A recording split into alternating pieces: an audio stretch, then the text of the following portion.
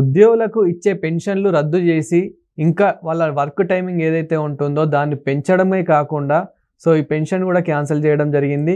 ఇది అసలు ఎక్కడ జరిగింది, మన భారతదేశంలో కూడా సాధ్యమేనా, ఒకవేళ భారతదేశంలో జరిగితే ఏ విధంగా ఉండబోతుంది అనే విషయాలు అయితే తెలుసుకుందాం. దీని గురించి అయితే మాట్లాడేందుకు ప్రస్తుతం మనతో పాటు సీనియర్ జర్నలిస్ట్ సిఎస్ రావు గారు ఉన్నారు. నమస్తే అండి. నమస్తే సార్, ఇప్పుడు ఉద్యోగులకు ఏదైతే ఇచ్చే పెన్షన్ ఏదైతే ఉందో అది క్యాన్సిల్ చేయడమే కాకుండా వాళ్ళకి వర్క్ టైమింగ్ కూడా పెంచడం జరిగింది. అదేవిధంగా ఒకవేళ ఇది మన భారతదేశంలోనే జరిగితే సో ఏ విధంగా ఉండబోతుంది, అసలు ఇదంతా ఎక్కడ జరిగింది? ఏదైనా సాధ్యమే, ఎప్పుడైనా సాధ్యమే. కాకపోతే ఆ టైం రావాలి. టైం వచ్చినప్పుడు ఖచ్చితంగా ఏదైనా సాధ్యం అవుతుంది. దానికి కారణం ఏంటంటే తాజాగా ఉదాహరణ తీసుకుంటే మనం నేపాల్ తీసుకుంటే నేపాల్లో జరిగింది ఏంది? యాక్చువల్గా సోషల్ మీడియాని బ్యాన్ చేసిన కారణంగానే ఉద్యమం వచ్చింది అంటున్నారు. కాదు, సోషల్ మీడియా బ్యాన్ చేసినందుకు వచ్చినటువంటి ఉద్యమం కాదు. అవినీతికి వ్యతిరేకంగా పోరాటం చేయడానికి జెడ్ అనేటువంటి పేరుతోటి సుధన్ అనేటువంటి అతను ఒక పెద్ద ఉద్యమాన్ని తీసుకొచ్చాడు. అక్కడ అవినీతికి వ్యతిరేకంగా ప్రభుత్వ ఉద్యోగుల అవినీతి, పొలిటికల్ లీడర్ల యొక్క అవినీతి, వీటిని బేస్ చేసుకుని ఆయన ఉద్యమం తీసుకొచ్చారు. ఉద్యమం తీసుకొస్తే ఆ ఉద్యమం పెరుగుతుందని చెప్పి సోషల్ మీడియా అకౌంట్స్ని క్లోజ్ చేశారు. అందుకని ఇంకా మరింత అక్కడ ఉండేటువంటి జెడ్ అంటే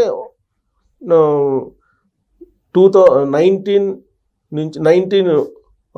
నుంచి 2000 కట్ ఆఫ్ డేట్ అంటే 25 సంవత్సరాల లోపు 1997 నుంచి 2022 వరకు ఉండేటువంటి జనరేషన్ 2022 పెట్టారు. ఆ జనరేషన్ జెడ్ అన్నారు. ఆ జనరేషన్లో ఉండేటువంటి వాళ్ళు యంగ్స్టర్స్.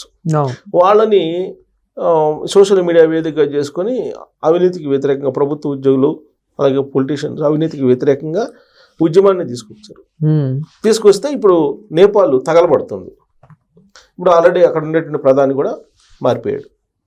ప్రభుత్వాన్ని మార్చేసి అవినీతికి పాల్పడితే తోలు చేస్తామని చెప్పారు. అక్కడ ఉండేటువంటి రాజ్యాంగం కల్పించినటువంటి హక్కు. దీన్ని చూసిన తర్వాత మనకి అలాంటి పరిస్థితి రాదు, మన రాజ్యాంగం అద్భుతం అని చెప్పి కొంతమంది అంటున్నారు. ప్రజా వ్యతిరేకత, ప్రజా తిరుగుబాటు వచ్చిన తర్వాత రాజ్యాంగాలు, చట్టాలు ఇవి పనిచేయవు. బ్రిటిష్ ఉద్యమంలో బ్రిటిషర్స్ని తరిమేసినటువంటి భారతదేశం ఇది. బ్రిటిషర్స్ని తరిమేటువంటి అది చిన్న విషయం కాదు. ఇప్పుడు ఎవరైనా ఏం చెప్తున్నారు? తెల్లదొరలు వెళ్ళిపోయారు, నల్లదొరలు ఇప్పుడు పరిపాలిస్తున్నారు భారతదేశాన్ని, లేదంటే నల్లదొరలు తయారయ్యారు భారతదేశంలో. ఎందుకు? ఆర్థికవేత్తలు ఏం చెప్తున్నారు? 40% సంపద 1% వాళ్ళ దగ్గర ఉన్నాయి. 60% సంపదని మిగతా 99% పంచుకోవాల్సి వస్తుంది అని చెప్పారు. అంటే ఏంటి దాని అర్థం ఏంటి? 100 రూపాయలు ఉంటే ఒక 100 మంది ఉంటే 100 రూపాయలు ఉంటే ఈ 100 రూపాయలని ఎవరు ఎంతమంది పంచుకోవాలని అంటే 40 రూపాయలు ఒకటికి ఇస్తున్నారు. ఉండేటువంటి 100 రూపాయలు 40 రూపాయలకు ఒకటికి ఇస్తున్నారు. మిగతా 99 మంది ఉంటారు కదా, ఈ 99 మందికి 60 రూపాయలు ఇచ్చి పంచుకోండి మీరు అంటున్నారు. ఇది భారతదేశం యొక్క పరిస్థితి. ఈ ఆర్థిక తారతమ్యాలు పెరిగిపోయినప్పుడు వచ్చేటువంటి అన్రెస్ట్ ఇదంతా కూడా. నేపాల్లో కూడా అదే జరిగింది, శ్రీలంకలో కూడా అదే జరిగింది, బంగ్లాదేశ్లో అదే జరిగింది. ఇలా దాదాపు ఒక 10-12 దేశాల్లో ప్రపంచవ్యాప్తంగా ఇదే జరిగింది. మరి ఇది జరిగినప్పుడు ఏం చేయాలి? ఇది జరగకుండా ఉండాలంటే ఏం చేయాలి అని అంటే ఇప్పుడు ఫ్రాన్స్లో అలాంటి పరిస్థితులు. యాక్చువల్గా ఫ్రాన్స్, డెన్మార్క్, ఐర్లాండ్ ఇవన్నీ కొంచెం ప్రపంచంలో పీస్ఫుల్గా ఉండేటువంటి కంట్రీస్ జాబితాలో ఉంటాయి. మీరు గూగుల్లో కొడితే వస్తుంది పీస్ఫుల్గా ఉండే కంట్రీ లేదు, హ్యాపీయెస్ట్ కంట్రీస్ ఏంటి, హెల్దీ కంట్రీస్ ఏంటి, ఇవన్నీ మనం గూగుల్లో కొడితే వస్తాయి ప్రపంచవ్యాప్తంగా మనం ఏ పొజిషన్లో ఉన్నాం అనేది. సో ఆశ్చర్యకరమైన విషయం ఏంటంటే హ్యాపీ ఇండెక్స్ అని ఒకటి ఉంటుంది. ఈ హ్యాపీ ఇండెక్స్లో పాకిస్తాన్ కంటే భారతదేశం వెనకబడింది తెలుసా? కావాలంటే గూగుల్లో కొట్టి చూడొచ్చు మన ర్యాంక్ ఎంత అని. ఎందుకుంది ఆ పరిస్థితి? ఎందుకు వచ్చింది అని అంటే రిచ్కి పూర్కి అంటే ధనికులకి పేదలకి మధ్య అంతరం పెరిగిపోతుంది. అందరం పెరిగిపోయినప్పుడు వీళ్ళేమో లావిష్గా ఉంటారు, ఎవరు ధనవంతులు. వీళ్ళేమో నానాటికి దిగజారిపోతుంటారు, పేదలు మరింత నిరుపేదలు అయిపోతుంటారు. ఈ అంతరం పెరిగినప్పుడు ఉద్యమాలు వస్తాయి, రెవల్యూషన్స్ వస్తాయి. నక్సలిజం ఎలా వచ్చింది? అదే కదా, సేమ్ అదే కదా. సో అలాంటి పరిస్థితి ఇప్పుడు భారతదేశంలో ఇప్పుడు రాదు అని చెప్పి కొంతమంది అంటున్నారు. మన రాజ్యాంగం సూపరు, రాజ్యాంగం గొప్పది, రాదు అంటున్నారు. ఉద్యమాలకి రాజ్యాంగాలకి తిరగబట్టం మొదలు పెడితే ఏముండదు. ఎందుకు మన దేశంలో జరిగిన సంఘటనలు 1-2 నేను చెప్తాను, గుర్తు చేస్తాను. ఇప్పుడు గతంలో విపి సింగ్ ప్రధానమంత్రిగా ఉన్నప్పుడు అప్పుడు రిజర్వేషన్ల మీద ఉద్యమాలు జరిగాయి. మరి అప్పుడు ఉద్యమాలు ఎవరు ఆపగలిగారు? ఆపలేకపోయారు కదా. లాస్ట్కి వెనక్కి రిజర్వేషన్ల సమీక్షని అది వెనక్కి తీసుకుంది కదా. తర్వాత అన్నా హజార్ ఉద్యమాన్ని ఆపగలిగారా? ఆ తర్వాత ఆపారు, ప్రభుత్వం మారిన తర్వాత. ప్రభుత్వం అప్పటి వరకు యూపీఏ ప్రభుత్వం ఉంది. యూపీఏ 1, యూపీఏ 2 ప్రభుత్వంలో అవినీతి పెరిగిపోయింది. ఆ రోజు బొగ్గు కుంభకోణం కానీ, కామన్వెల్త్ కుంభకోణం కానీ, 2G కుంభకోణం కానీ పెద్ద ఎత్తున జరిగాయని చెప్పేసి దేశవ్యాప్తంగా అన్నా హజారేతో నడిచాడు అవినీతికి వ్యతిరేకంగా. ఆ ఉద్యమం రాబట్టి ప్రభుత్వం మారిపోయింది, ఎన్డీఏ వచ్చింది. అప్పుడు నరేంద్ర మోడీ గారు ప్రధానమంత్రి అయ్యారు 2014లో. సో ఇవి మనకి కొన్ని ఎగ్జాంపుల్స్. మరి అంత పెద్ద ఉద్యమాలు ఎలా వచ్చాయి? సో ఇవి తర్వాత ఎందుకు ఇంత ఇంట్రెస్ట్ వచ్చింది అని అంటే, ప్రధానంగా కరప్షన్ ఎక్కడుంది భారతదేశంలో? ప్రభుత్వంలో ఉండేటువంటి కొంతమంది ఉద్యోగులు, అలాగే పొలిటికల్లో ఉండేటువంటి కొంతమంది పొలిటీషియన్స్. పొలిటికల్ కరప్షన్ అనేది హయ్యెస్ట్. ఆ నెక్స్ట్ ఎజుకుడు కరప్షన్. ఈ 2 కరప్షన్స్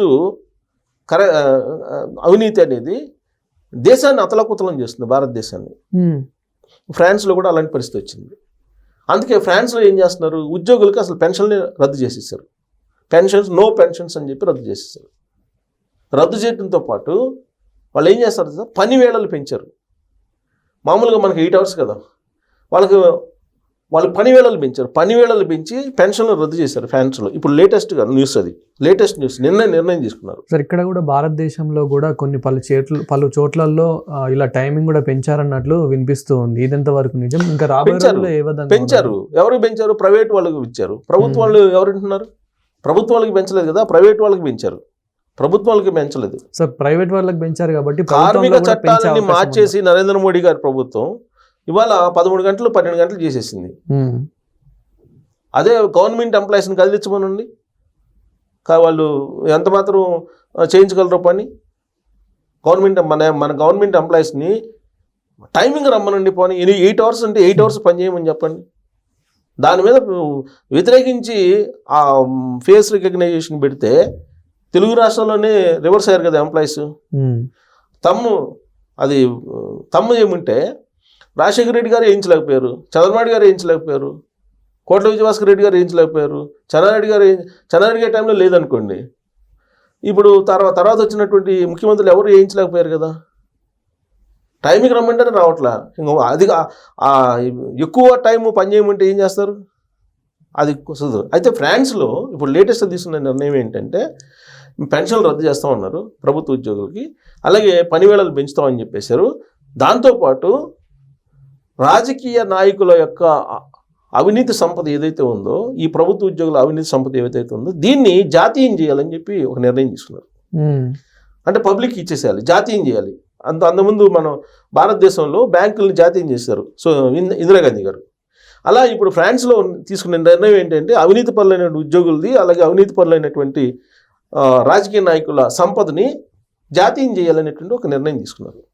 అక్కడ ఉద్యమాన్ని తట్టుకోలేక ఫ్రాన్స్లో ఇట్లా యంగ్స్టర్స్ యుద్ధమని చేస్తే ఇప్పుడు లేటెస్ట్ నిర్ణయం అది. ఇది నేపాల్ జరుగుతున్నటువంటి క్రమంలో ఫ్రాన్స్లో తీసుకున్నటువంటి నిర్ణయం ఇది. ప్రపంచవ్యాప్తంగా ఇలాంటిది ఉంది. ఇప్పుడు అమెరికా తీసుకోండి, అమెరికాలో డోజ్ అని పెట్టారు కదా.